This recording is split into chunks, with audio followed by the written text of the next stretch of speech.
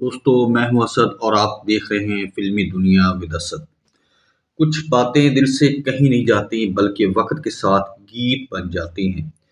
कुछ खत कागज पर नहीं, दिल पर लिखे जाते हैं और जब वो खत किसी महबूब के नाम हो तो हमेशा के लिए अमर हो जाते हैं। साल 1966। हिंदुस्तानी सिनेमा अपनी चमक पर था। उसी साल रिलीज हुई फिल्म कनीज, जिसका ये नगमा लिखे जो खत तुझे मोहब्बत की अलामत बन गया। मौसीकी दी थी मशहूर जोड़ी शंकर जय किशन ने, बोल लिखे थे नराज ने और आवाज़ दी थी मोहब्बत के इमाम मोहम्मद रफ़ी ने।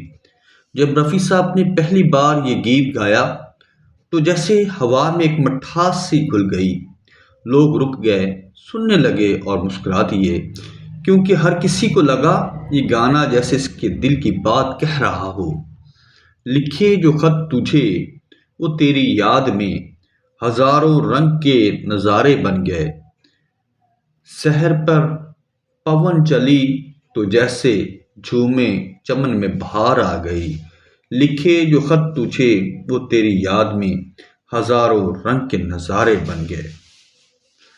हवा के झोंके ने छू लिया, जहां भी तूने कहा बस वहीं रुक गया। मेरे खतों को बहारों ने गुल बना के सजाया, बादलों ने गुनगुनाया। ये गाना सिर्फ आशिक का पैगाम नहीं, ये उसी दौर की याद है जब लफ्ज़ों में मोहब्बत होती थी और मोहब्बत में इंतज़ार।